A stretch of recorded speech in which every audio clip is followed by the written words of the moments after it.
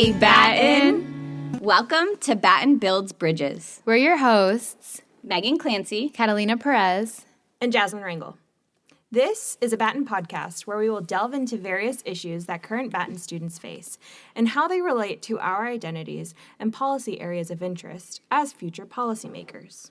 We hope that we can engage the Batten community to have a more honest, in-depth conversation surrounding these important issues. This is a mini-series on the topic of first-generation students at Batten, featuring pre-Batten students, Batten BAs, and Batten MPPs. We hope you enjoy learning more about our first-generation community here at Batten.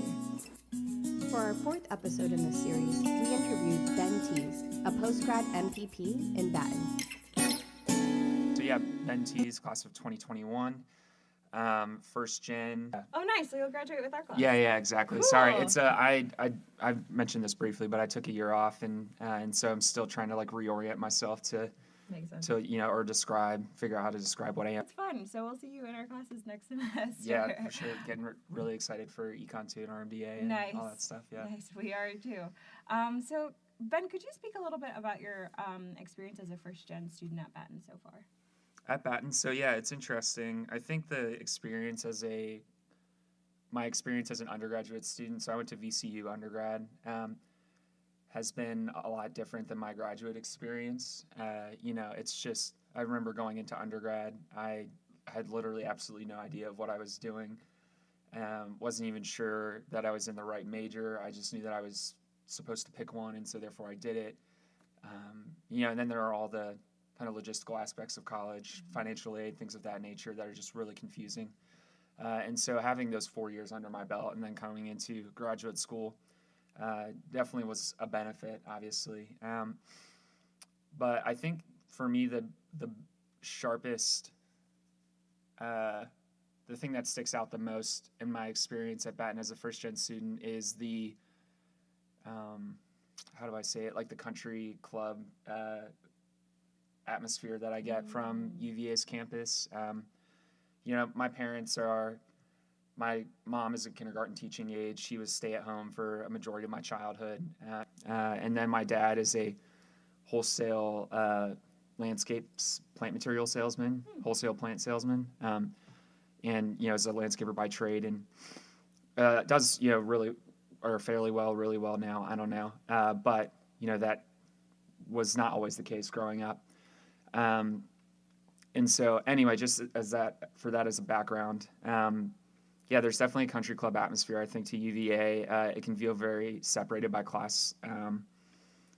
There are students at Batten who, this is great, and I really appreciate that experience, but, they grew up with, family or friends, connections who were, venture capitalists or worked for, X consulting firm, or, their mom was, a prosecutor for the state and had positions within the government and stuff like that. And when you get into this place where it both looks and sounds like a very like elitist institution, that can be like kind of intimidating for people who don't have those experiences. It's like, oh, what'd your parents do? Or, oh, where did you go to undergrad? Or like, oh, did you do any internships? It just, it can be really hard in that regard. But I think what's great about Batten is that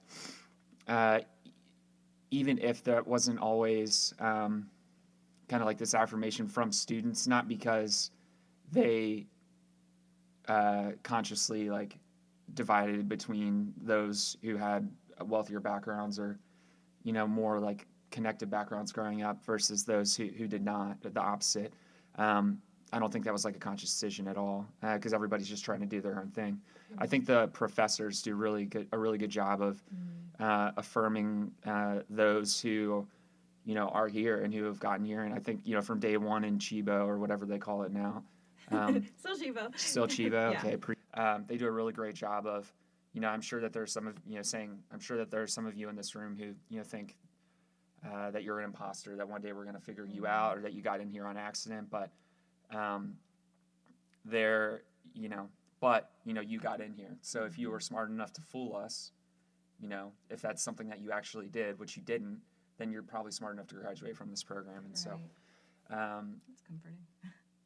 Yeah, and I mean, then there are like some things, financially I really struggled last year, and I can go into that if you want me to, but I would say the main thing where I was like really conscious of, who I was or felt really insecure in my interactions, sorry, with both the school and its students was definitely the kind of just like the class and, background growing up differences there. Yeah, without a doubt. So were you ever able to, either in Chivo or within your first couple of like months here at Batten, were you able to meet and connect with other first-gen students in your cohort? No, there was never like I think a conscious, or not conscious, but intentional, meeting, I guess. I'm trying to think of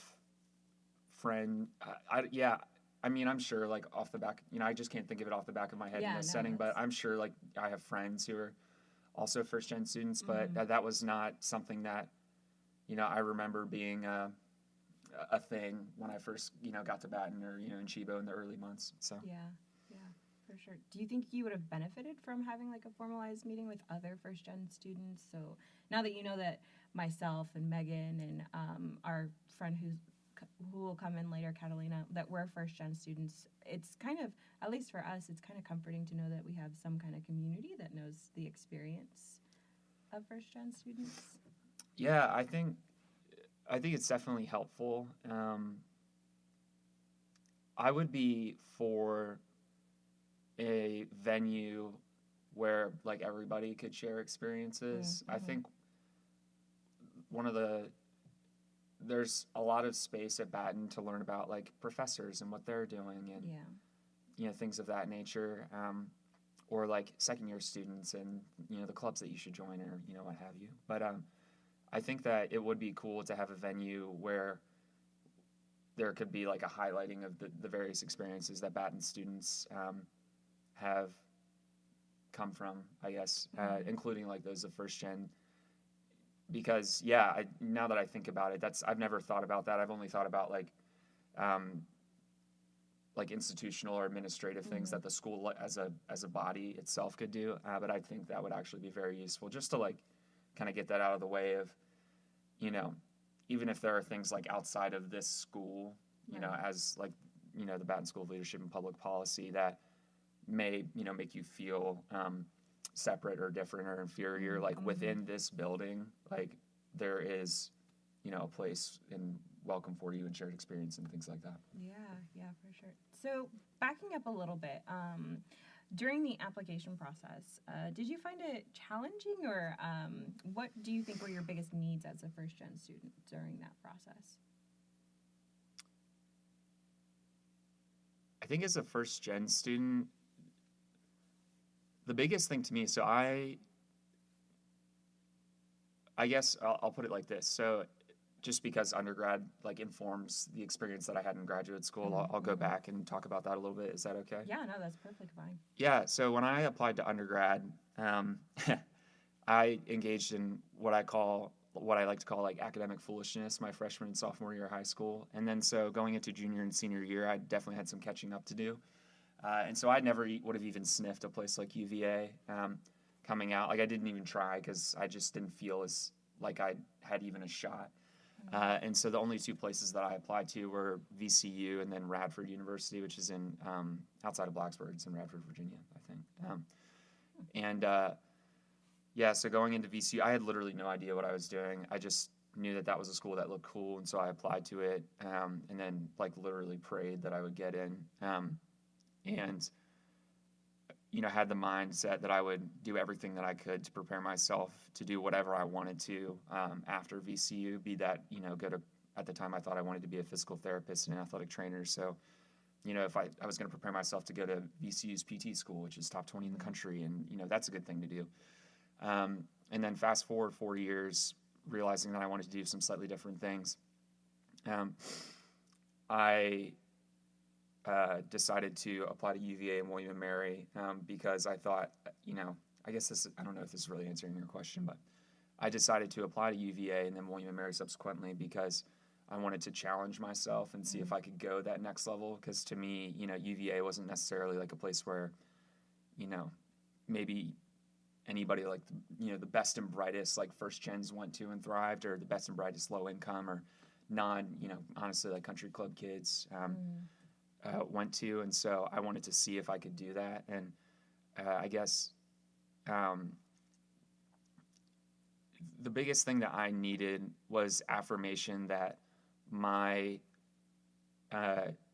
that I had a shot to get in, that it wasn't just like a hope and a prayer. And I remember because I just was like, all right, like this is something that I'm dreaming about and that I want to do, and that I think would really like change my life radically. And so I'm just going to try and do it, because I know if I didn't, then I would regret it for the rest of my life. Because I had previously just applied to another graduate school and was going to go because I thought, all right, like, I guess I got in, so I should go. And then I really decided, no, I like want to challenge myself and shoot for the moon, so to speak. And but it wasn't until I was talking with a graduate who I think still works here now, in the whatchamacallit. He works in the social entrepreneurship lab. I can't remember exactly what it is though.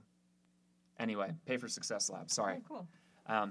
Josh Ogburn. But I remember talking to him on the phone and saying, yeah, like I'm applying right now. Like I don't think I'll get in. Like literally I said, I don't think I'll get in, but I'm going to try anyway. And he's like, well, why do you think you wouldn't get in? And I said, oh, my GPA and, my resume and, my GRE score. I don't know. Like I just making excuses. Like basically I wasn't good enough on any front. And he said, oh, well, what's your GPA? And I told him my GPA. And he's like, oh, that's pretty good. Like that's, about average. And then I told him what my previous GRE score had been, the last time I applied for graduate school. And he said, oh, well, I know that, for math, they shoot for this specific score, but I think if you can get that, then you're well within reason. And then, you're working with me and you've got some other great experience. Yeah. I think that gives you a shot too. So I'm not like guaranteeing anything. Like I don't work in that department, but, I think that there's no reason why you should feel as if you have no shot, or as if this is, a pipe dream or something of that nature. And that gave me the permission to feel, no, I actually have a shot at this. And to feel like confident throughout the process, because up until that point, not only in the application phase, but when I had come to visit Batten, either for admissions events, or I should mention that my girlfriend that I met at VCU, we started dating then, 4 years now. She's great. Yeah, shout out. Batten grad, yeah. Shout out to Anna Sullivan.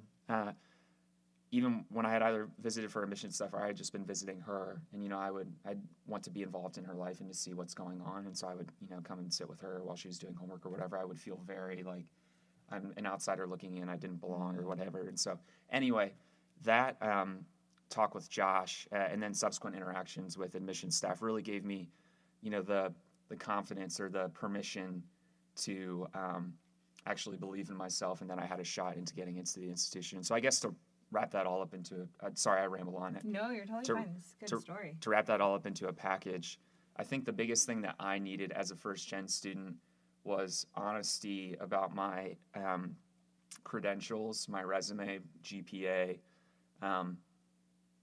experiences, and then what was required in terms of a GRE score to have a shot. Honesty and transparency on that. Because then once I got that allowed me to more fully engage in the admissions process and to really dream, instead of just about getting into Batten, but what would Batten mean for me once I got out. For sure. And I think that you're speaking to something really powerful too, is like, I think we definitely, we select out of really powerful, what could be life-changing and transformative experiences and opportunities that could advance us dramatically. But I think you're also speaking to a very key thing about like the resiliency that a lot of our community helps build up within us as first-gen students.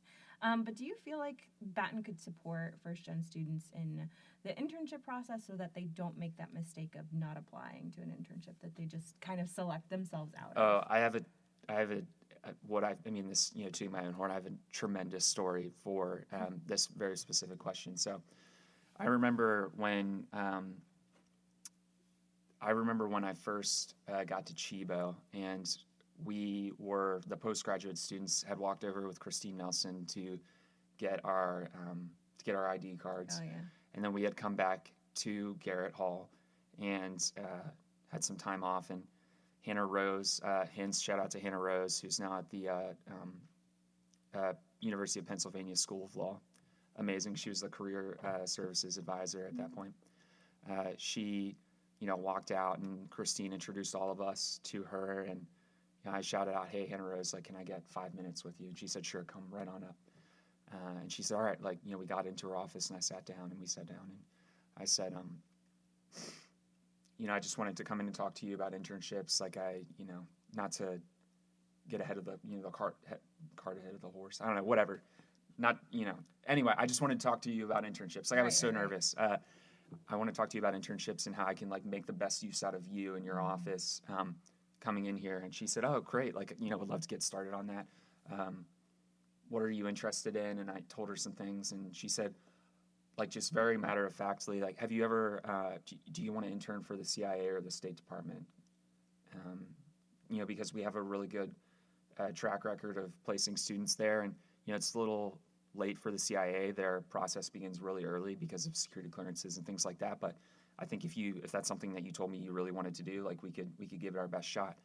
And I had never, she said that like it was just, it was a matter of fact. Like, that was a thing, and that, I don't often think about, like, privilege or access to opportunity a lot, just because I feel, like, so blessed to, despite, some of the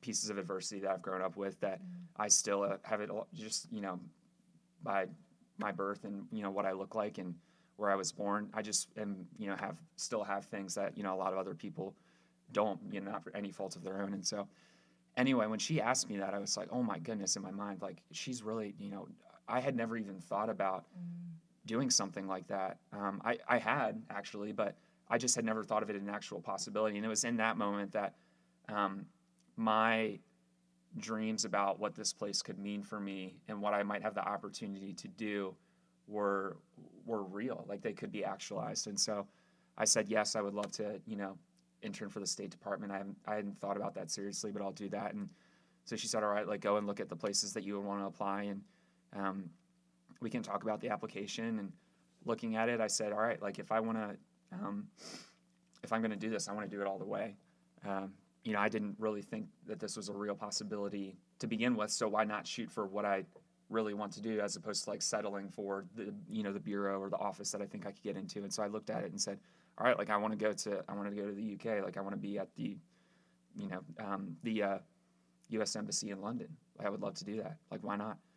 And I told her that, and she said, well, that's one of the most competitive in the world, just because of the relationship with the UK and stuff like that. But, why not do it? And so I applied, and in typical fashion, like, just wrote the statement last minute.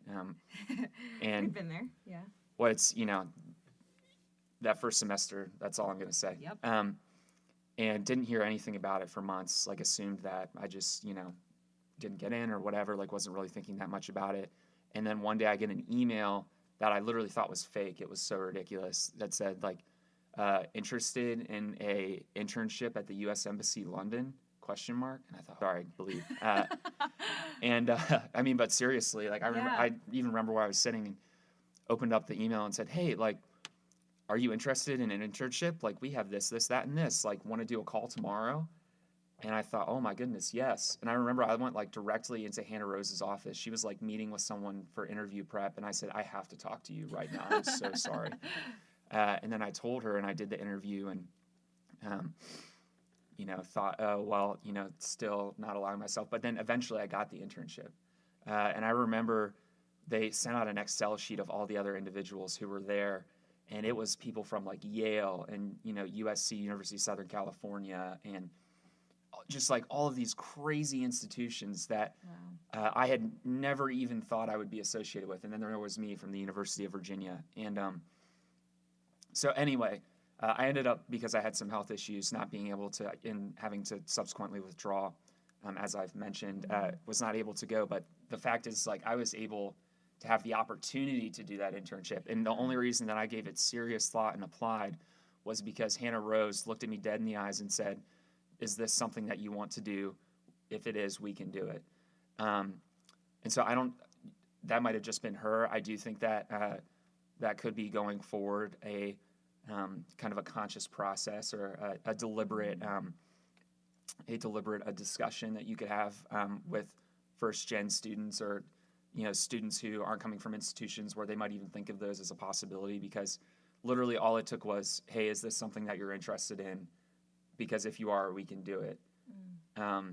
To really plant that seed in my mind, and it ended up happening. And I never would have thought, literally ever, that would have been a possibility. Yeah. Well, wow, amazing. Definitely shout outs to Hannah Rose. But I know that there are really incredible advocates here at Batten for us. I think they probably, with their heavily demanding workload, we sometimes forget how much they advocate and how much they want to support us. But that's a really great story, Ben. Thanks for sharing. So before we close out, I wanted to ask you if there was anything that we didn't ask you yet that you think it might be important to share with Batten faculty and administrators about your first-gen status, about what you think first-gen students need going forward. Yeah, so I mentioned, I think a lot of this, when we were first texting, I said, hey, this is something that I've thought about a lot, both personally and, professionally, thinking about what I want to do in my career. And so I think for me, something that I would like to see is two things. Number one, I think something that I benefited from greatly was kind of mentorship by first-gen faculty and staff. So Paul Martin and Jeff Chittister were really instrumental in me feeling comfortable and feeling that this was a place where I could thrive, and not just thrive kind of in spite of the environment, but like as a part of the environment, if that makes sense. No, definitely. That I wasn't just kind of an observer, but an active participant in this community. And so that mentorship piece, I think, was just really beneficial. And I think those conversations and the organic nature in which they happen can, in some ways, be so much more beneficial than a presentation at Chibo about the services that are offered and things of that nature. But I also do think that I guess so. Then the second thing would be that a concerted effort by the staff at the school to discuss all the different services that are available for first-gen students. And I think that this could be applicable to both graduate students and undergrads. And by services, I mean, they're, because of the backgrounds often, that we come from, and, some are worse than others, relatively speaking, or, if you want to judge worse, some are more challenging than others. There are, basic things that we rely on, right, that are still extremely, that are outside the school environment, but that are very integral to our success, number one being food. So for me, towards the latter half of the fall semester last year, I ran out of money. My bank account literally hit zero. I had been cutting back on my food budget for weeks, and I was really hungry and tired, and I hadn't been sleeping. And I mean, I literally was, Batten is called Fatten for a reason. And so I was, this is, funny, but kind of not funny. I was at this point, because of where I was financially and, resourcefully, if that's a word in that context, I was to a point where I was literally waiting around Batten after, praying for there to be food left over after events. And I didn't reach out to anybody, leading up to the point of literal bankruptcy, or at least in terms of my bank account, because I was ashamed of of calling attention to that, to talking about the things that I had been dealing with, both to my family, because I felt that they had already supported me so much financially already. They had a kid that was graduating high school and another kid that was going to school at a private college, and I'm really proud to have those people as my family, and didn't want to put that extra burden on them. Because this was graduate school and I had chosen to do this outside of undergrad and stuff like that.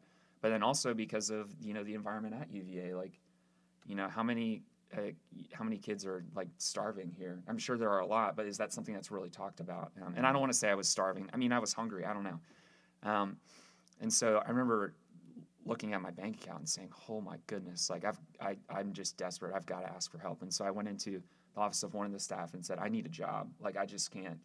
Are you hiring? I literally, like, I have no money. Like, I need to eat. I'm just hungry.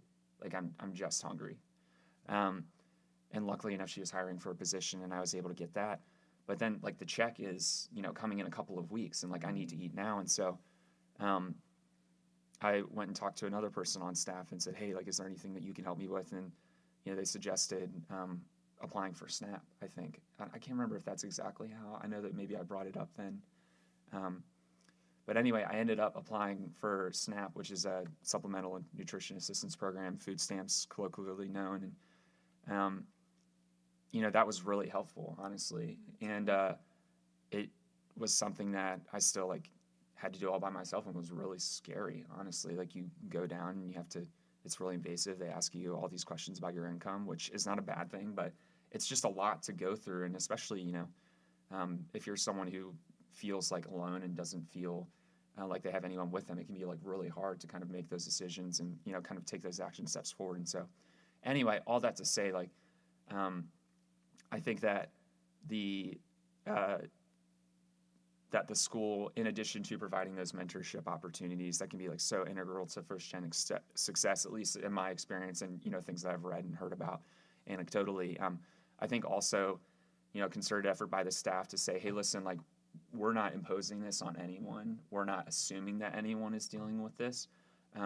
But just so you know, like, if these things happen, we are here to support you. So if you find yourself running low on food, like, please come and talk to us. We will help, like, we will take you to the social services department in the city of Charlottesville and help you fill out for SNAP.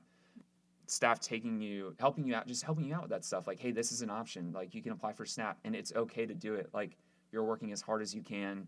Like, you need food, apply for SNAP. Right. There's a food bank at UVA. Like, you can do that. I'll walk over there with you.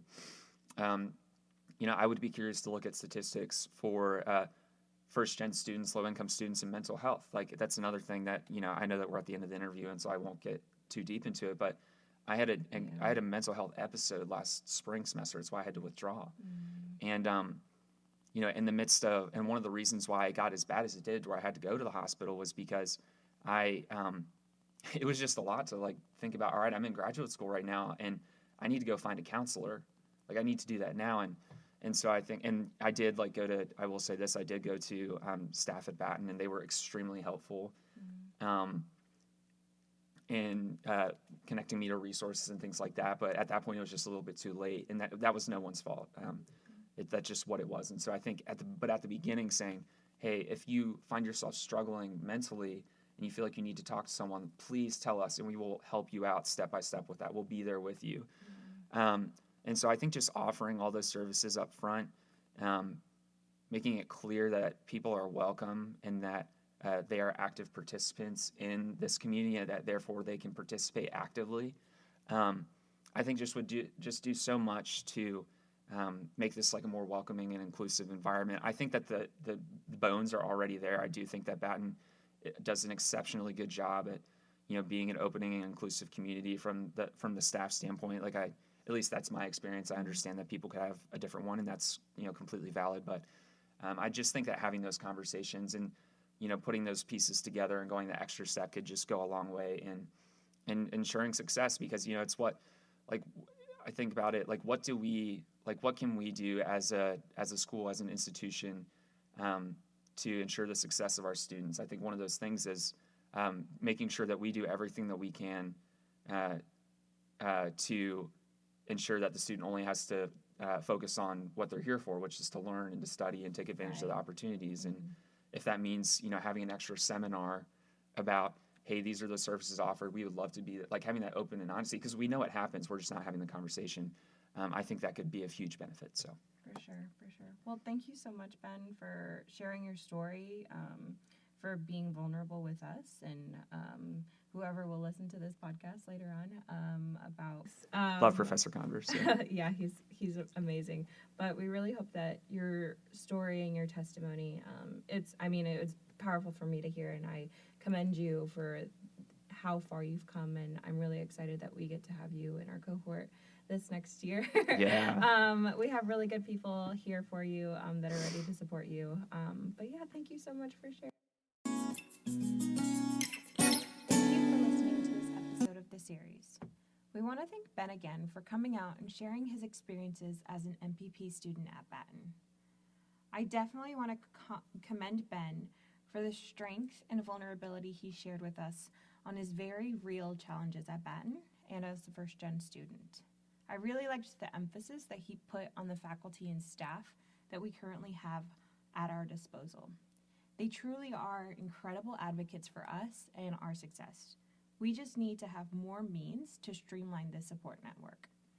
I also really like how he suggested holding seminars on various supports for first-generation students that may target some of the challenges they will face in the academic environment. It's also critical to remember that first-generation students often come into spaces or possible opportunities with a deep sense of inadequacy that leaves us feeling like imposters, which unfortunately may end up resulting in us removing ourselves from opportunities that we may be well qualified for. We know that within our community here at Batten, we will be able to ensure that future first-gen students do not feel like outsiders and feel confident in their abilities to dream big when it comes to their careers. If you have any topics or personal stories that you would like to share with the Batten community, we welcome your voice. Just contact Catalina, Meghan, or Jasmine.